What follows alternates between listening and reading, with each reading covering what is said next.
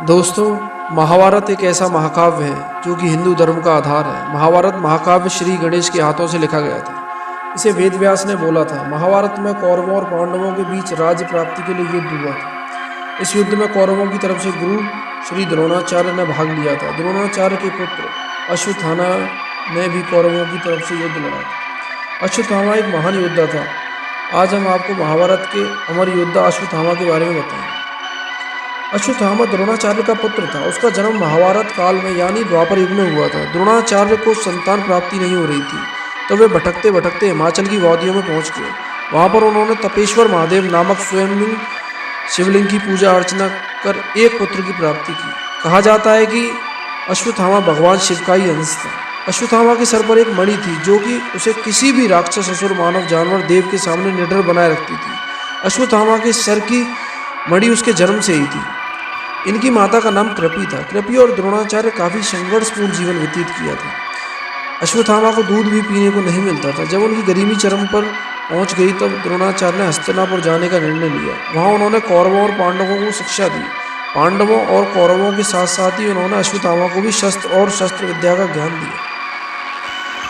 अश्वत्थामा महाभारत के महान योद्धाओं में से एक था जो सर्वश्रेष्ठ धनुर्धारी कहलाता था। लेकिन अश्वत्थामा ने ये गलती की कि उन्होंने कौरवों का साथ दिया, क्योंकि उनके पिता द्रोणाचार्य ने भी कौरवों का साथ दिया।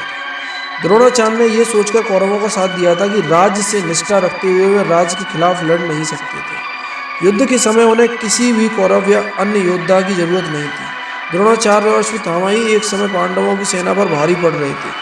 तब भगवान श्री कृष्ण को युक्ति आई। उन्होंने सोचा कि क्यों ना गुरुदेव को बल से नहीं, छल से पराजित किया जाए।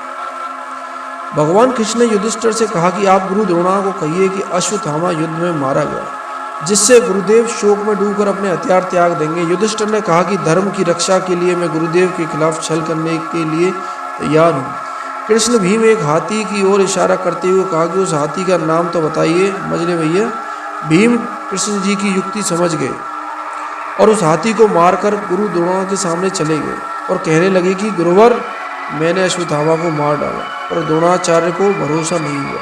उन्होंने अपने सारथी को कहा कि रथ को युधिष्ठिर की तरफ ले चलो। युधिष्ठिर के रथ के सामने पहुंचते ही उन्होंने युधिष्ठिर से कहा कि क्या ये सत्य है कि अश्वत्थामा की मृत्यु हो चुकी है?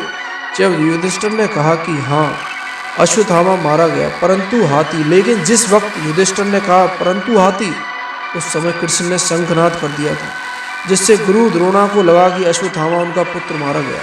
इस तरह युधिष्ठिर के मुंह से झूठ नहीं निकला। ये बात धर्मराज युधिष्ठिर के मुंह से सुनने के बाद द्रोणाचार्य शोक में डूबकर अपने सारे शस्त्र जमीन पर डाल दिए और शोक मनाने लगे। शोक में डूबे हुए द्रोणाचार्य को निहत्था पाकर द्रौपदी के भाई धृष्टद्युम्न ने उनका सर धड़ से अलग कर दिया। पिता की मौत से अश्वत्थामा बहुत गुस्से में था। उसे पांडवों पर बहुत गुस्सा आ रहा था। उसने महाभारत के युद्ध के बाद ठान लिया कि वो पांचों पांडवों को मार डालेगा। वो पांडवों के शिविर तक गया और द्रौपदी के बेटे को पांडव समझकर मार दिया।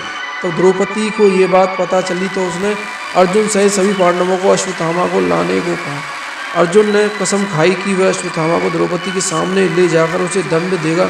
सभी पांडव कृष्ण जी के साथ अश्वत्थामा को लेने गए। वहां पर अश्वत्थामा ने छोटा सा युद्ध हुआ, जिसने अश्वत्थामा ने सभी पांडवों को मारने के लिए ब्रह्मास्त्र का प्रयोग किया। उसी समय अर्जुन ने भी ब्रह्मास्त्र चला दिया। ऋषि मुनियों के समझाने के बाद अर्जुन ने तो अपना ब्रह्मास्त्र वापस ले लिया, लेकिन अश्वत्थामा को ब्रह्मास्त्र वापस लेना नहीं आता था। तो उसने ब्रह्मास्त्र अभिमन्यु की विधवा की कोख में पल रहे बच्चे को मारने के लिए चला दिया। उससे उसकी जान चली गई। उसके बाद भगवान कृष्ण ने उसे श्राप दिया कि वो 6000 सालों तक बेसहारा बनकर घूमेगा। उसे कोई भोजन नहीं देगा और उसके सर से वो मणि ले ली।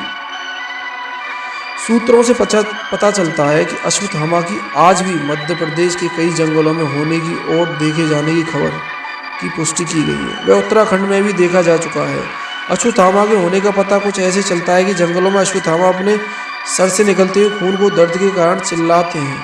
कहते हैं कि अश्वत्थामा आज भी मध्य प्रदेश के बुरहानपुर में उतावली नदी में स्नान करके शिव मंदिर में पूजा करते हैं। वहीं पास में एक पहाड़ों के बीच एक तालाब भी है जो कि कभी सूखता नहीं है, फिर चाहे कितनी भी गर्मी क्यों ना हो।